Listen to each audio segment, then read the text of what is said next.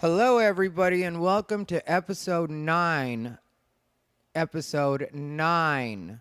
I said episode 9 of Unbothered by Ty Rivera.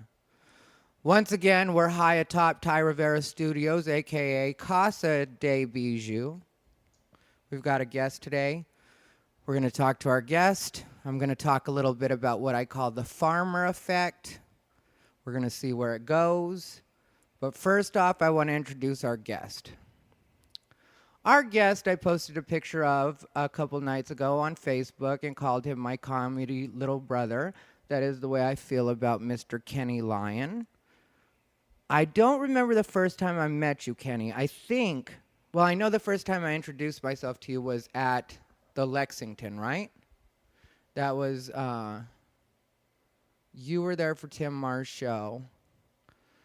I was there getting drunk after some kind of meeting. My friend wanted to promote a night. My friend Tyler was promoting a night there, and they did it for 2 weeks. It was called Cake, but that's when they were having the initial meeting for that, and so I introduced them. And then I stuck around for the show, and I think the show was called the B-Sides. Was that what it was? Yes, sir. And that's who? Mark Alexander? Is that who that was? Or who was B-Sides? And Jordan Lear. Okay. Yeah, then I'm remembering right. And, I remember just being impressed by your energy. You did the ruthless joke, and I remember laughing at that. And I remember, laughing at your stuff, but just your energy. You did that little song you do about the tacos or the meat, you know what I'm talking about? I don't even remember. Okay, yeah. Well, I've heard you do it at least twice, so it's somewhere in your head, even if you don't remember it, But it's somewhere in there. You'll end up doing it again, and I'll be like, "That's what I was talking about." Yeah.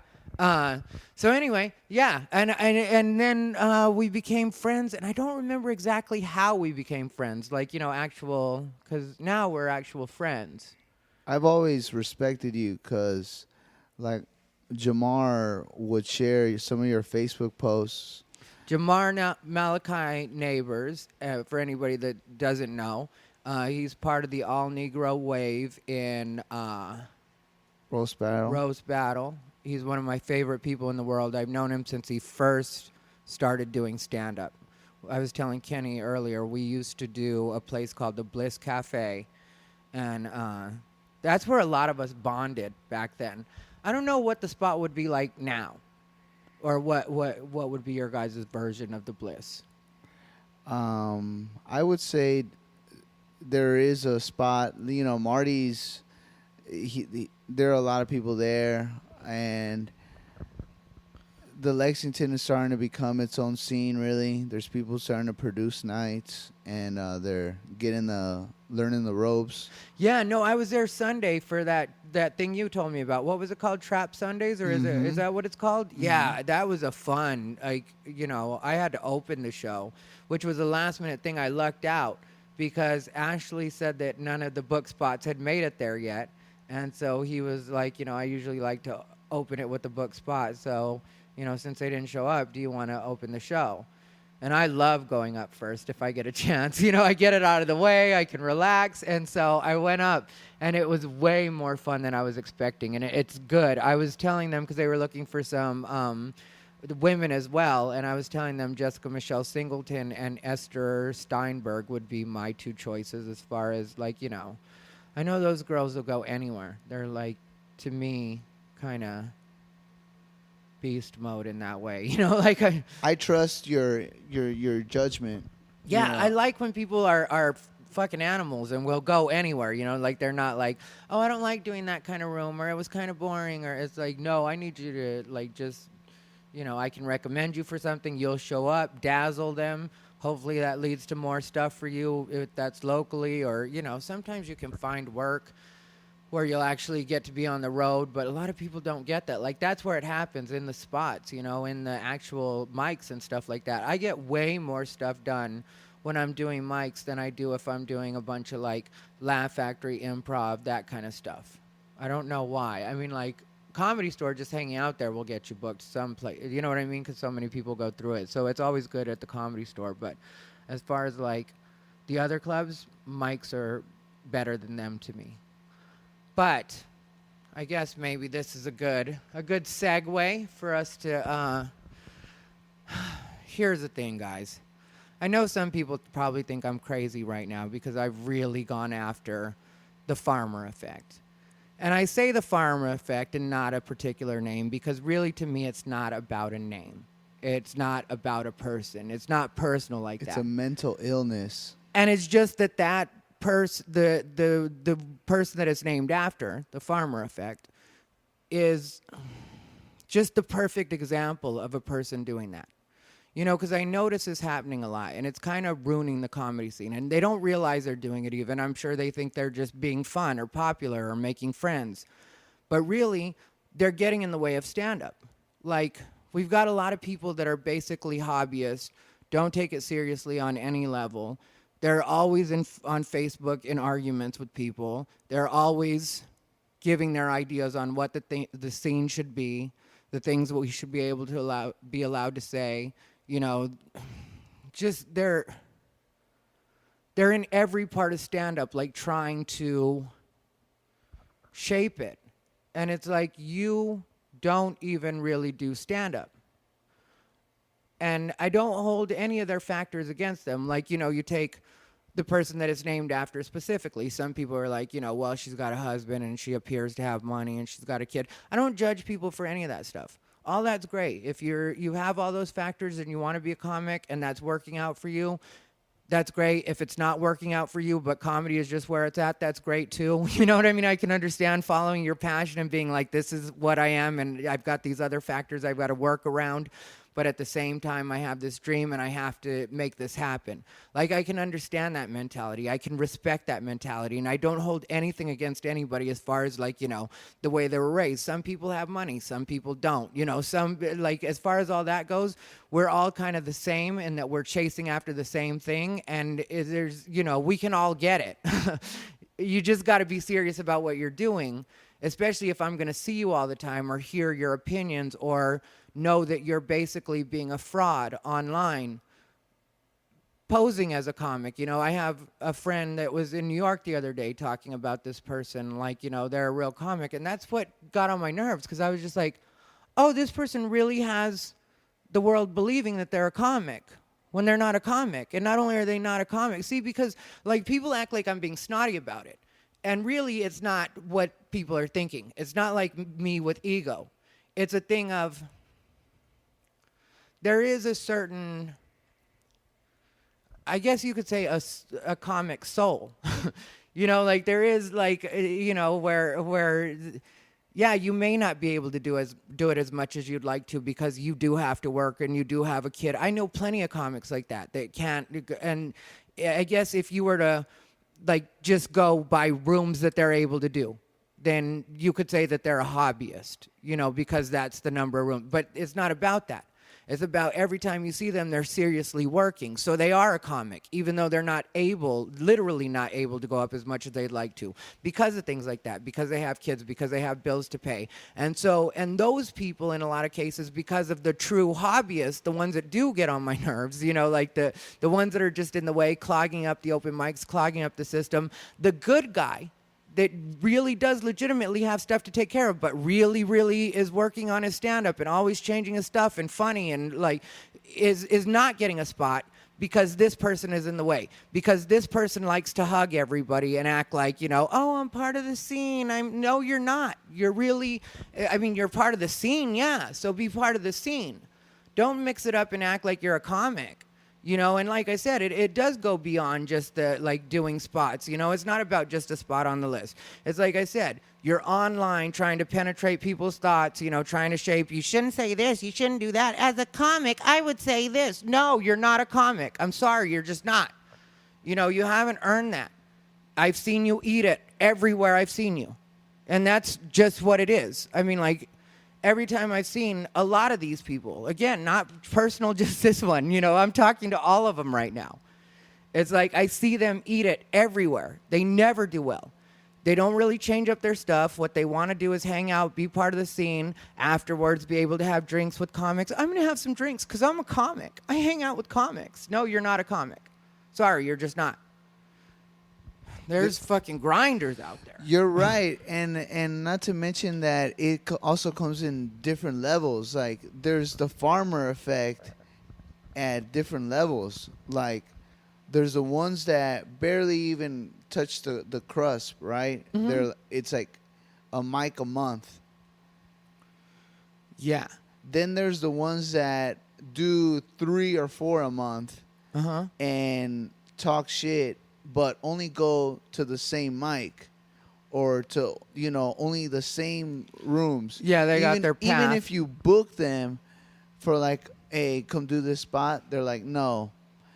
Then there's like the farmers that really, really, really be talking shit after just doing like some really shitty fucking rooms that they said that they got booked on, or some dude made a fucking flyer on their phone or some shit like that, And then there's fucking farmers that take up spots at like really good spots, like at the store or the Improv. Well, there's some that do it 6 nights a week, but they're not there to really work on stand-up. They're there as a social outlet, and that's what people don't get. That a lot of us, it's not like just me. If it was just me, I think people, more comics, because I'm always out when I'm around, and you've seen how much I've been out just in the last couple of days, like I'm everywhere. And the thing is, like, I talk to so many people, and so many people have noticed this and are tired of it. That's kind of why I called it out, It's just because so many people are just like, what's going on? Like, I've even talked to different club staff people at the different clubs, and they've said the same thing. They're like, why are these people always in the way? And even the staff knows. They're like, they don't get up. It's not, but they're here every week in the way, making it so we can't get through the way we need to because, they're clogging up the doorway even. And that's literally what happens sometimes. They're just clogging up the doorway. And it's like, why aren't you at a true open mic doing, what you need to be doing, putting in the work? You don't need to be part of the scene yet.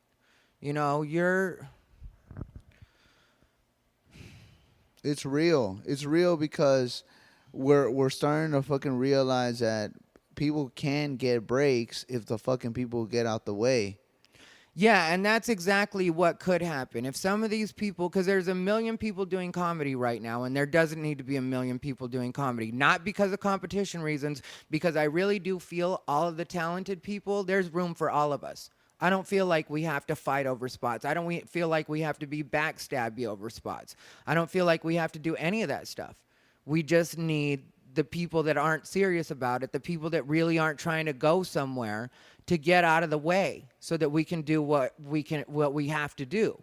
I mean, like, so that we can do as many spots in a night as possible. Like, people have to know that. You know what I mean? Like, I don't feel like an asshole saying this, because people do have to know in their head, they know they're not serious. You know what it's like when you really love this. And you know what just came into my mind right now? That some of these farmers save up money and take comedy classes or improv classes, and then they take like this generic formula instead of actually building a formula from them, like from their heart or from their, Yeah, and that's exactly what it is. Not only do they do that, they also, in a lot of cases, end up buying their way onto stages through bringers. Yeah. Which I understand if you just started in comedy and you did a couple of bringers and you didn't know any better or whatever. I don't judge you, and whatever. Like, every once in a while, I guess maybe some people seem to need that kind of confidence boost, and like, I know some people do bringers, and so I'm not trying to down the bringer people. Like, I have friends that run bringers and stuff. Like, if that's your route, that's your route. But at the same time, you have to accept, like, if you're going to do the bringers, you have to do the open mics too, because you are literally buying your way onto stages that you don't belong on. Like the main room is a stage you earn in the Comedy Store. Even the OR is a room you earn. They wouldn't be able to survive with real. You're just setting yourself up for failure in the end, because there's no way they would survive in a real lineup. No way. Well, you see what happens when they come to the open mics, with the comedy class set. And again, I'm trying not to down these people, but at the same time, they're coming with attitude too. Yeah, and the comedy class people, like, there's one that gets on my nerves, and it's ironic because we used to be friends, and I still, to a degree, consider her a friend. But Bobby Oliver, I just don't understand when she went from being a cool lady to being offended by everything. Oh, shit. And like women need a special, like a safe space and whatever she's talking about. Like I used to like Bobby Oliver. I was down. We were friends. But you made a very, very solid point. Some of these girls are fucking bullies. They will get in these dudes' faces and expect the dude not to punch them or not to push them off or don't get in my... Or they would say some like fucking degrading ass shit. Just as, living in this day and age, you know how it is, Ty. One must be unbothered, really. Yeah, but you're right about what you're saying. Like, because I have noticed a lot of like bully tactics lately from some of the girls, and it is like, yeah, we're men, so we can't physically retaliate, but that doesn't mean that you just like bully us, or it's just like you got to be cool at the same time. And like, I mentioned Bobby Oliver and her stuff. Her stuff is never like that. Like she's not a bully, and like here's the thing that happened. Bobby Oliver, way back when I posted that knife dick pic that made a whole controversy. Did you ever see that? Were you familiar with that? Some alt scene shit, huh? Well, it wasn't alt scene shit. That's my friend Steve Hernandez, and yeah, I guess he is alt. But like the thing is, Steve Hernandez. It was actually this an artist named Ed Brescia, I think is the way it's pronounced, but I could be wrong on that. Anyway, he's my Facebook friend in real life. When I see him, I like him. And he's, Steve Hernandez's friend. And he did this drawing that was basically a dick knife. Like, that's the way you can describe it. And, like, I saw the stuff people were posting on it, and I shared it, not realizing anybody was going to pay attention to me posting it in particular. Like, that's before people were really, I would say, paying attention to my Facebook like they are now. Like, that was before that. That was like a what the fuck moment, because like I woke up to all these comments, and I was like, what the fuck? I thought I was just sharing that, like, because I saw some people making a deal about it. It was basically a drawing of a dick knife, like I said, and like, then it had the words in the background to I don't fuck with you, which like it was like stupid little bitch, whatever, and so some people saw that as like like a rape type thing, but like I knew it wasn't meant that way, and the artist had already explained it, what his thinking was on it and stuff like that, and that was the lyrics to that song.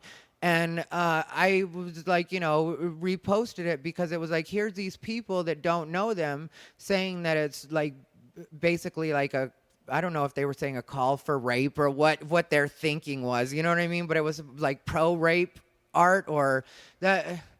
Anyway, rape art, I think, is what like we ended up like joking about on Facebook. But I shared it like just to show my support for those guys, because here's the deal. You are right, like I guess alt shit in a way, because like it's Steve Hernandez, Scott Lures, and those two are the ones that like co-produced the show at the time at the Chatterbox, which was the flyer that show was for, and Ed was their friend, and I already knew all three of them at the time, and I'd been friends with Steve and Ed Scott for a while, and so like I know what they're like, and I know how cool they are with women, and that they're not at all what people were saying on that thread or whatever. So I share it like thinking that I'm doing that kind of thing.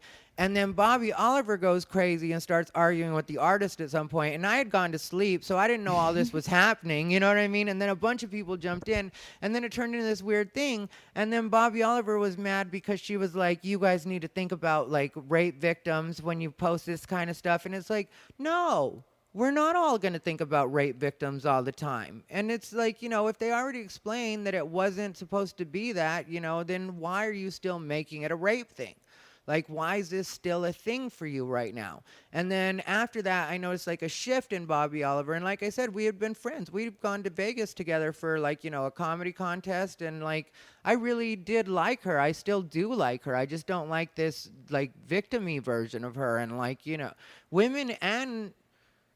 women need to be in the scene. If they're really going to do stand-up, they need to be in the scene with the rest of us. They don't need a safe space. Like, when you go out on the road, there's not a safe space there. Nope. You got to really go for it, man or woman. They woman. want you to go for it. Yeah. So, the fact, and then that goes back to my point with like, kind of Bobby Oliver is kind of a farmer effector or a farmer effect It's person. it's this mental illness. It's just like, not only do they degrade men. I mean, some. It's just like they're like men. Just all they think about is sex, or men. All they think about is just like boobs and tits and pussy. No, not all men. Ty Rivera does not think about any of that stuff, and he's a man. These Yeah, I'm women. definitely not thinking Right? about that. We need to start like, really be honest with each other. It's like, hey, because what they're doing is they're sugarcoating their bullshit that they fucking went through in therapy, and instead of like actually being open and showing, people, hey, we could relate on this level, but they don't. And I think it's because they think that they're better, because that's what it ultimately comes down to it.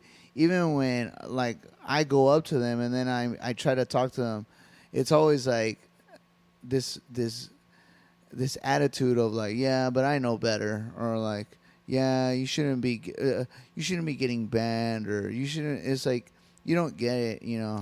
Yeah, well, that part I know kind of what you're talking about, because sometimes, like, some of the women will try to kind of mother you on the scene, and it's like, that's not what I need you for. Or they'll tell you what's appropriate and not appropriate. You know what I mean? Oh, that seems inappropriate. And it's like, just be one of the comics. Don't be a mom right now, or a girl, or whatever you're doing right now. Just be one of the comics. We're all stupid. We all say inappropriate shit all the time. And as long as nobody's being seriously creepy about it, then it's just fucking words. Like I hear a million fag jokes in a night, or, like silly friends being stupid, and it gets less and less as, people get more and more used to gay, but I still hear enough of them that, like, if I wanted to be like, this person was so offensive to, I could regularly do that. I could do that nightly. I could have a blog to write about, but I know that it's comics and we're being stupid and it's fun. That's all it is. Like I told a guy point blank I wouldn't fuck him tonight, and I was joking, but all the comics lost it and whatever else, and it's inappropriate, but it's fun. Like that's what comics are supposed to be. We're supposed to be having a good time. And I get it if people have their different issues that they have to work through and stuff like that, but do that in therapy, do it at home, whatever you do it there. And if you find a way to polish it up and make it into a joke and something great we can all laugh at and love as an audience, I'm 100% down for that too. I don't care what your comedy's about. I don't care if you take a feminist perspective. I don't care if you're, super, super gay. I don't care if you're, really bro-y, straight guy type of vibe. I don't give a fuck what you are. Just be funny. Just turn it into jokes. That's all you have to do. And like even the be funny part, like people act like I'm being an asshole about that. I get it that not everybody is funny right out the gate, and a lot of people have had to develop, and I've seen people develop from not funny to truly funny. So I've seen that happen too. So I don't even judge people on that. It's not like I'm saying if you suck, you shouldn't be around. No, you should be able to work out your shit too.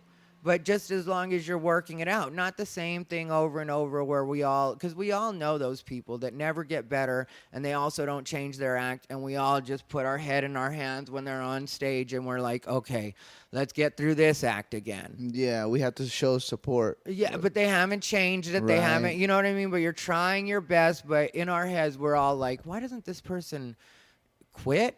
Or if you're not going to quit, at least change your material. That person also comes in different levels as well. Like the motherfuckers that I'm just gonna flat, like the alt scene. Like they got people that just made some bullshit ass shows that really count, but they shouldn't count whatsoever because the comedy was horrible.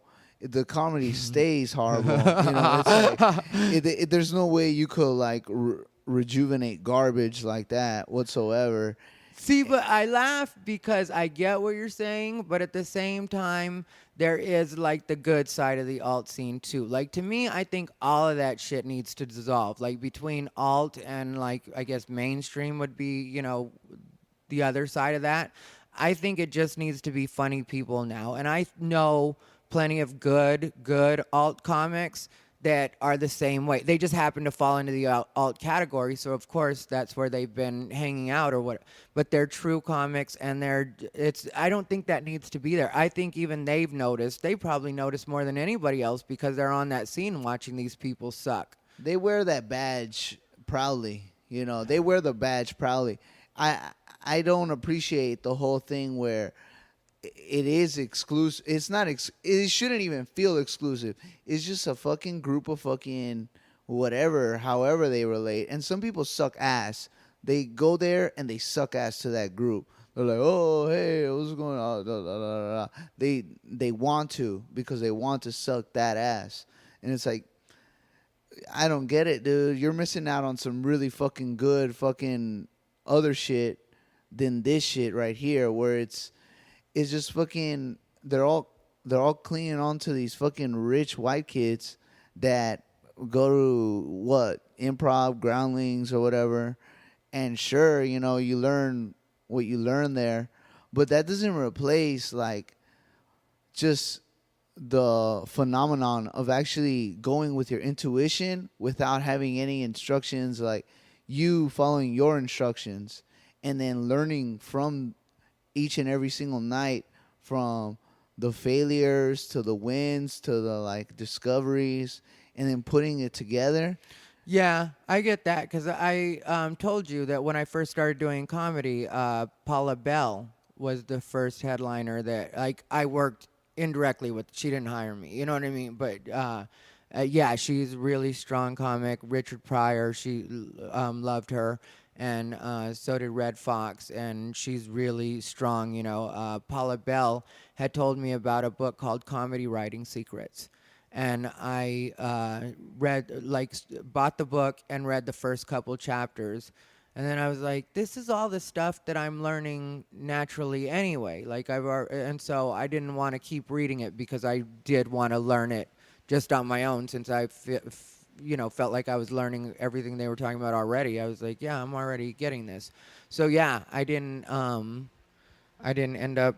But for the people at home, if you're having a little trouble with your writing, maybe try Comedy Writing Secrets. Like I said, I read the first couple chapters, and it was like, it seemed to be pretty on point, but I just didn't want to ruin it. I was like, I'll learn this on my actual journey, and it probably won't, take that long or whatever. But when I watch your comedy, and then I have my favorite jokes. I have the one where you talk about the death toll of certain groups of people, and I already know when you start the setup, and then oh yeah, the 23 trans people, that joke. Yes. Yeah, okay.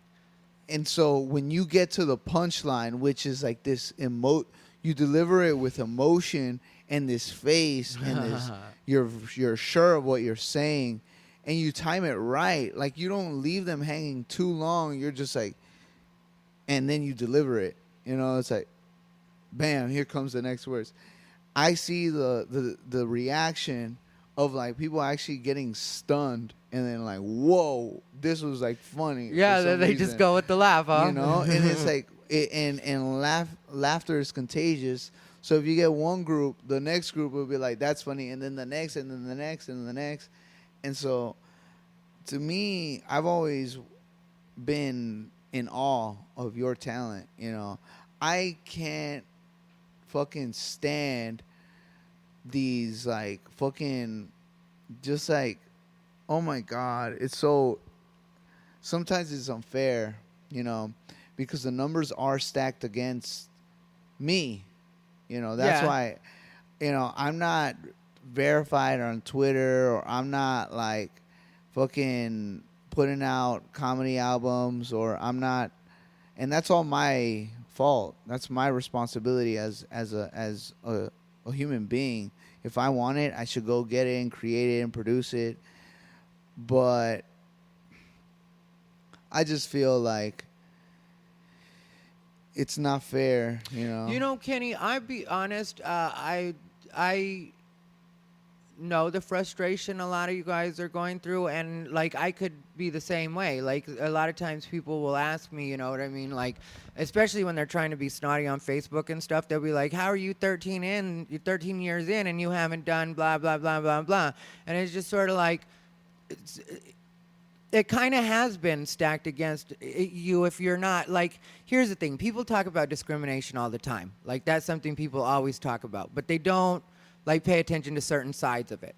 Like me, I'm Mexican, but I don't look Mexican enough, so they don't want me to be Mexican. And I'm Asian, like I look Asian to some people, but if you put me on an Asian show, I'm not going to talk about being Asian because I'm not Asian. You know what I mean? So I'm not Asian. And so like the way that people look at you, it's like if you're ethnic, you do have to fit in a certain box. And I think that very soon people are going to start getting that you don't have to fit in a certain box to be something. Like we all know people of different ethnicities that happen to have personalities that are outside of what a stereotype is, which is basically what they ask us to play to. They ask us to play to a stereotype. And the stereotype that I get asked to play to the most is the gay stereotype. I'm not gay enough. What do you mean I'm not gay enough? Trust me, I'm gay enough. I know what I do. You know, I'm but to the industry, I'm not gay enough because I don't redecorate houses, or I'm not gonna, you know, be like singing show tunes, or and that's been a lot of us. But I think that's really gonna change because there's so much talent out there that like looks like one thing but actually is another. Like Jamar, like Damar, like a lot of the people that we see, you know, Dicey. You could name a few, I'm sure. Man, I would have to name Like, who do you Jared like? Levin. Jared- I love Jared Levin. I think it's unfair how Jared Levin used to work at the Comedy Store, you know, and then they like kicked him out, and if they would have let him develop there, he could have been that kid from The Revenant. But what did he do to get? Or can you say? If you can't say, I don't want you. I don't putting his know, business out there. but the thing is like he. But here's the thing I'm going to tell you, Kenny, because a lot of you young people are doing it, and I'm not. You know, I love you. You know, you're my friend. But like a lot of you young people are kind of not really respecting certain situations, and then like you get kicked out and you're like, oh, that's not fair. And it's like you also have to take some responsibility for that, so that you not only grow as a person, but so that you get back into that spot, and so that you can, like, you know, continue with your path. And like you don't have to be hard on yourself. You don't have to beat yourself up over that kind of stuff. And I don't know what Jared did. You know, like one day I'm sure I'll have him on the podcast and we can talk about it. But like, you know, I know sometimes that stuff happens like that and it feels like it's not fair, but really it is kind of fair because like you need to learn a lesson. And just because you're talented doesn't mean that that's the stage you should be on right then, you know? But he's a gift.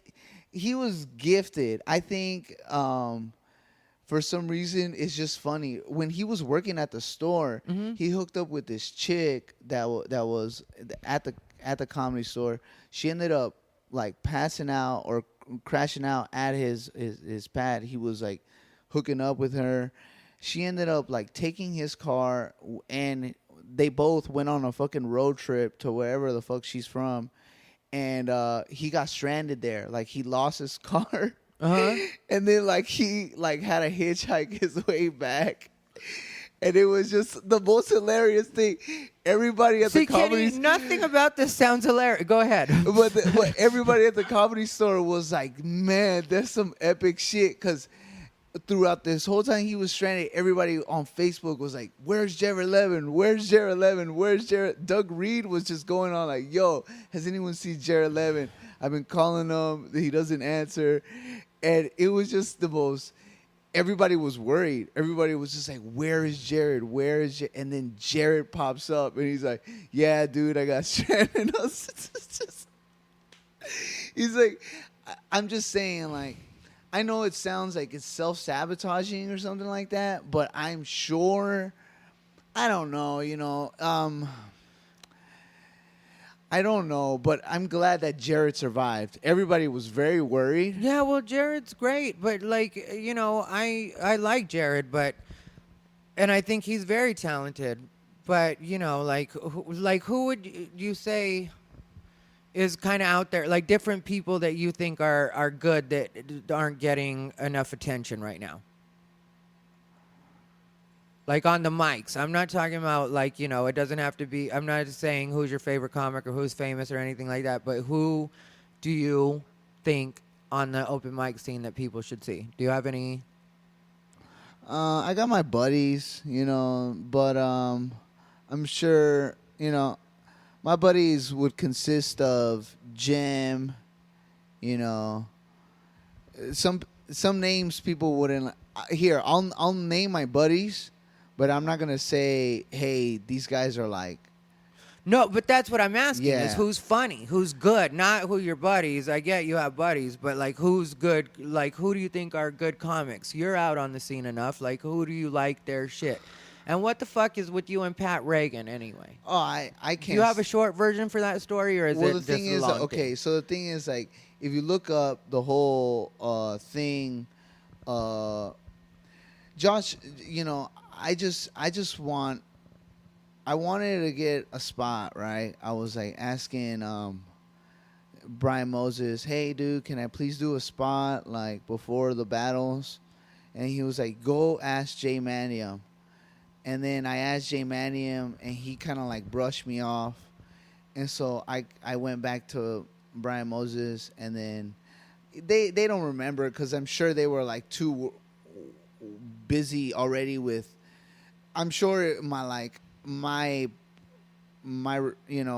problem wasn't, and it wasn't a big deal, right? So I started to notice that they were letting that dude, Pat Reagan. yeah, play his guitar before the battles, and I was like, man, this is unfair. Like most of the songs consist of lies, where it's like just this facade of playing like this whole weird. They all want to be like Zach Galifianakis, But- or they all want to be. But you know, I guess I can kind of see what you're saying in some cases, like that does happen. But and Pat definitely did grow on me. Like it's not like the first couple of times I saw him, I was like, what the fuck? But I really like one night he did this song at Roast Battle, and it was a really nice song. And then the following week at Roast Battle, I saw him, and then I was like, I really like that song you did last week. And then he thought about it for a second, and he was like, oh. And then he was like, do you want one of my CDs? And I, of course, did, you know, and so I got a CD, and, like, he's really talented and great, and you're really talented and great. I And wish I would learn I want to learn how to play the piano. Yeah. I really love certain when Avery plays the piano at the improv, and they're playing the piano, and then I would love one day just to like play the piano and do jokes like at the same time. Yeah, well, that's why I'm telling you, like, you're a talented person, and some of the stuff that you're holding on to, and I'm just telling you as your friend, like some of the stuff you're holding on to, you don't need to, and like it can dissolve, and you can just be friendly with people. Like, because here's the thing, I know every once in a while I look like I'm just fucking burning bridges and stuff like that. I'm really not. It's like I definitely do have a plan and a way that I work. But like the thing I notice with you sometimes is you get like a little bit mad about stuff, or a lot of bit mad about stuff that you just should be a little bit mad about. It's like, you know, it doesn't have to be forever. And the more talented people you're connected with, the better off you'll be, you know, because you can put each other on and also work on each other's projects and teach each other stuff. And I've tried. The only people that have really taken me in, I would say, is you. Definitely Don Barris, even though yeah, he's Don's great. I mean, he's the one who would let me go up there late at night, like just, he said, watch and learn from me.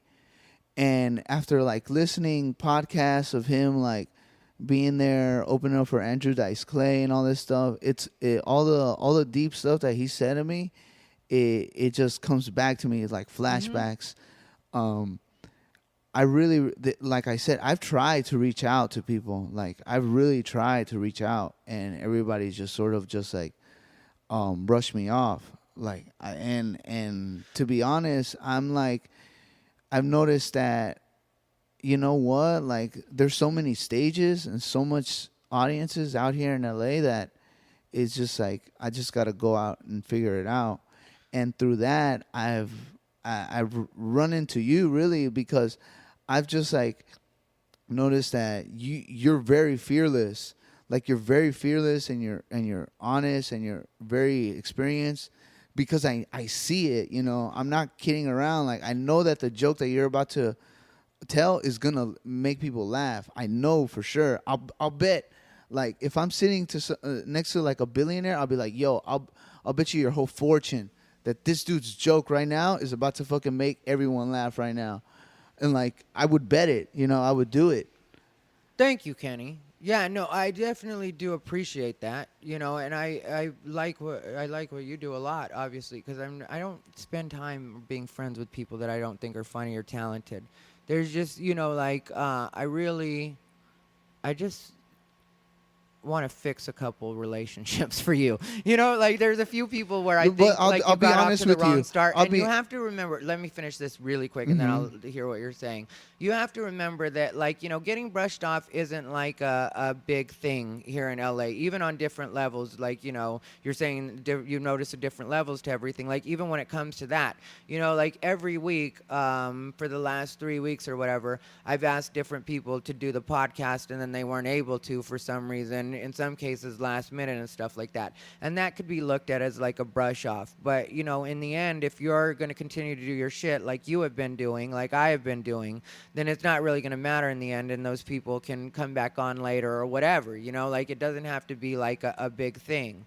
Like, you know, it's I only tell you this because I know that sometimes, like I said, people look at what I do and they feel like, you know, they're burnt, like I'm just burning shit down left and right. But, and then they kind of do something similar. And sometimes I'm looking at it and I'm like, oh, yeah, I know both sides of this equation. Like, I know you and Bruce Jingles had a thing on Facebook the other day. And, you know, like, Bruce Jingles is the person that, like, started me off on the road in a lot of ways, and he's responsible for even some of the gigs I get now, just because from back then the relationships I made, you know. And I think you and Bruce Jingles could actually be good friends because I know both of you and you're both cool. And like sometimes it's important to remember that, especially you being like, you know, younger and stuff like that, like be a little bit patient sometimes. You know, you don't got to burn the bridge right away or It's like just, go right to the matches. it's just like, you know, the whole thing with that guitar nerd fucking hack shit is that he sings songs about lies. There's this one song about him saying that there's someone pulling a gun on him. I, for one, am sick and tired of people just like throwing all the poor people under the fucking bus. Like, I'm sick and tired of it because there's like kids growing up in South Central that have to grow up to that shit. And he's like mocking this whole like violence, like being like, oh, I'm gonna mock it. I'm gonna mock the whole violence in the world. And it's But like, he also has a song about wanting to date his mom. It's like, So it's not like that, Kenny. I mean, like different people explore different ways. Like, you know, it's I've gotten in his face and I've been like, But I've said, hey, let's get down, fuck it, let's go, But let's throw why? punches. Why that? It's because it's like, why am I gonna just stand by and not be a fucking real dude and 'Cause just like even if you stand don't, up? but even if you don't like something, then you just don't like it. But it doesn't have to be like, You know, when people fighting call and me, all that. Like, you know, this is, you got to remember that too, Kenny. This is a business. You know, you can't be like that's, you know, like that. It's like that's not even a good like just because a person does a different style or something than you do, like that's not, you know, like it's, you know, people are creative in different ways, like that. It just doesn't have to be that. And I'm telling you, you know, he's a good guy, he's a talented guy, and I think you're just like in some cases misjudging some of these. And I'm your friend, I wouldn't try to steer you wrong. I want the best for you, I want you to get ahead. You know, I really do want you to get ahead. I want a lot of people to get ahead. That's why I do get mad like I do about some of this stuff, because there's a lot of people that I think of, like think I mention their names enough, even by accident on here, that people know that, like there are people that I really want to see get ahead. And you're one of them. But some of you guys, I look and I'm kind of like, well, you could be a little more chill right there. And people might look at me and say the same thing, but they shouldn't, because I know, I know certain people just got to get cut from my life at certain points. But Yeah, I get that for you too. But is that like my thing is over like something as small as like a person's art, I mean, because he is really working his shit and he does go because he everywhere. has money. It's So it's what? a rich kid. So what? It's you a can't, fucking you rich can't care kid. about that, Kenny. I know I Different people are shouldn't, born but that's some the people could say that facts. you're an asshole because you just naturally have a lot of talent. Like, it's true. You're entertaining. The other night we were at fucking that trap room and you fucking did it went into Be My Lover. Be my lover, you fucking asshole. And it was hilarious and we all fucking lost it and it was out of nowhere and it really makes no sense in the regular world. And anybody could look at him and be like, he's doing fucking karaoke right now. I want to fucking kick his ass. That's not cool for them to want to kick your ass. Just like it's not cool for you to want to be like mad at Pat Reagan. I'm telling you, he's a good guy. You're going to like him. I just ask that you not say anything else bad about him right now because you guys will end up being friendly with each other at some point. You might even work on something. You're both talented people. I hope Pat's open to it. Like I said, Pat grew on me, but like now I full on the Pat train. Like, number 3, I don't know what it's called. I'll ask him because I don't want to say the name. And then he's like, it's not that, you stupid asshole. That's just one of the lyrics. And then it turns out to be a whole different name because I don't know how these people do. But trust me, one day, and Bruce Jingles, we got to fix that because Bruce Jingles, I love Bruce Jingles. You guys got to fix that. I mean, you got to fix that because. I mean, it's just I spoke out, and I know that it wasn't even I had no right to say anything, but then there again came that beat in my heart where it was like, dude, if you don't say anything, you're just like. You're not Kenny Lion. I know. What that heartbeat was I like know. telling me. If I don't say something, I'm not who I think I am. Where it's like, dude, I am a dude who's not scared of getting naked at these fucking alt room open mics. Everybody knows that. You're not afraid to like- get naked anywhere. And it's like, dude, I'll do it, and I'll do my set while I do it. And people are like, whoa, what? That's mental illness or whatever. But if Pat Regan does it, it's art. You feel me? That's what I don't like is the discrimination that they're giving me. Oh, well, I can get that. Yeah, I can get that. Well, I mean, I've been in situations. I know exactly what you're talking about because I've been in situations when a white person drinks and they're being crazy. They're crazy. They're fun. They're whatever. When you're a brown person and you get drunk the same exact way. But I shouldn't be talking about my drinking days, but people know. And you get drunk the same exact way, they act like you are out of control. And it's just because you're brown. You're not doing anything worse than this other fucking asshole does. It blows over. I mean, look at the whole UCB rapist thing. Now everybody's on a whole nother thing. Or people don't even expose them or anything. It's just, they're protecting them. And then they want attention, whether it's good or bad, and it's like, fuck that. Because why are you putting people in danger? We're not putting people in danger. You and I are not putting people in danger. We're just speaking out. We're being who we are, and we're not hurting anyone. We're just saying what we're saying. And so then why is it that we get banished or like people are like, no. But they're fully aware of there's other people in the scene that are causing physical damage, physical harm, and they're still welcomed, with open arms.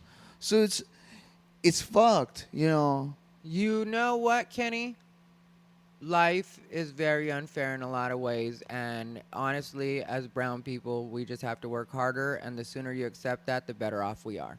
Like, I don't really look for fair. I try to be better because I can't make the world fair. I can make myself better.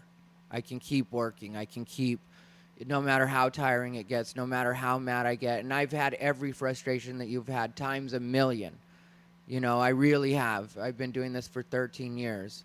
But trust me, like, if you have talent, you have faith, you're willing to put in the work, I truly believe it'll happen. It may not happen right away, but I truly believe it will happen. So there's no reason to be so bitter when you're a talented person. If you're not talented, then be as mad as you want to be, because it probably won't ever happen.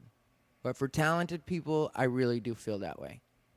So I know you have your feelings, and I wouldn't tell you to express yourself any other way than the way you express yourself. If you're telling me, hey, go make amends, I will. I'll do it because I'm not a violent guy. Mm-hmm. I'm in no way. I'm not I know a that violent about guy. you. I know that about you. That's the thing. Like, I won't listen to anybody talk any crazy shit about you, because I know you. I know exactly what you are. You're a great guy, and you're not like, you're just passionate. Like, I'm the same way. I'm just older. You know what I mean? If I was doing this, like, at your age right now, like, I didn't start till I was 27. But if I was doing this at your age, yeah, I would have been in more fights or whatever, because I was more hot-tempered. Like, you'll see when you get older. Right now, but like, yeah, when I was your age, I would have been the same way you are, probably. I'd imagine that's exactly what it'd be. But like, being older and like looking at you and also seeing your potential at the same time, I feel like as a responsible, older person in your life, it's good for me to tell you certain things like this. Like, you and Bruce one day will have a good relationship, just like me and Bruce do. I love Bruce and I love you, and I know both of you guys will be great. And yeah, I know what you said about like you had to on Facebook, and I fully understand that. I'm not even, especially me with Facebook, I understand when you have to say something, but it doesn't mean you can't eventually apologize, and especially if they're open to it. Because I know that if I talk to Bruce, we're good enough friends that, like, if I talk to him and say, like, this misunderstanding and whatever, just fucking trust me, it'll fucking go away. I mean, like, I just, I guess this is the way I'll wrap the podcast up. And it has been really good talking to you, Kenny Lyon, and we'll hang out for just a little bit afterwards, and then I'll drive you home. But, like, the thing is, I want people to fully get that, like, all the way around, I want the scene to be better for all of us that really are trying. And I think sometimes, like, to outside people, it looks to them like I'm the same as when I look at you, and I'm like, he seems kind of mad sometimes, or like, about certain things. And I think people think the same about me. I got a good perspective on this talk. Like, I love being friends with you, and I hope, and I hope, I know that eventually things are going to be good for all of us out there that are like really trying and putting in the work. So it is going well right now. I know that this is gonna spread like wildfire. I know that there's gonna be people that are gonna listen to it that are important, and there's gonna be people that are listening to it that are just starting in the scene, and there's gonna be lots of people talking about it, because I, for one, appreciate you for letting me say whatever I want to say. You didn't tell me not to say any. You didn't censor me whatsoever, and I 100% appreciate you and am grateful to be your friend. Like, or your whatever you want to call me. But I am. You're my friend, Kenny. Like, definitely my friend. I definitely we're really friends. appreciate you, man, because you're funny, man, and I've watched you since like 4 years ago, maybe 3 years ago, and I looked you up on all your stuff, and just seeing, you're a dude that I really want to learn from, and because you're a real killer, you kill the stages, and there's no denying that. People in the scene know that. That's why your people listen, because they want to fucking get that other side of you. They're trying to fucking, figure it out, and you're giving it to them. Which I appreciate it, Kenny, and I also appreciate you coming down here tonight. Like, because I did hit you up last minute. I was on my way back from the Liquid Zoo, and you said you were going to be at the store, so I was like, are you at the store? And then, like, in my head, like, what I thought was, because I was like, maybe I'm going to ask Kenny to do my podcast tonight. And I was like, maybe Kenny won't want to do my podcast tonight because of whatever, different people have different reasons why they can't do things. And then, like, the thing I thought about you is Kenny Lyon is never not down. Like, you're always fucking down to do something. If people want to shoot something, if people want to do a sketch, yeah, you're always fucking down. And that's one thing I do appreciate, and it's going to serve you well. I'm sure of that. And, like, when you're just a ready-to-go kind of guy, that fucking shit works out well. Kenny, where can people find you so they can follow your shit, or is there any place that you want to be, you want to shout out? Definitely check me out on Twitter at Kenneth Lyon, KENNETHLION, and I got my Instagram and all that stuff linked in there. So check that out, and please subscribe to Unbothered with Ty Rivera. You know, Unbothered by Ty Rivera. Hell yeah. Thank you, Kenny. Yeah, I really appreciated this. Everybody, you can find me at americasfavoritefag.com. That is americasfavoritefag.com. And this has been Unbothered by Ty Rivera. Can I just do, go check out the Ding Dong Show Monday nights at the Comedy Store, 10 p.m., Ding Dong Show, and Ty Rivera, baby. Ding Dong Show, that's Don Barris' show. That's a great show. I do recommend checking out Don Barris. He's always great to see. Everybody, thank you for listening.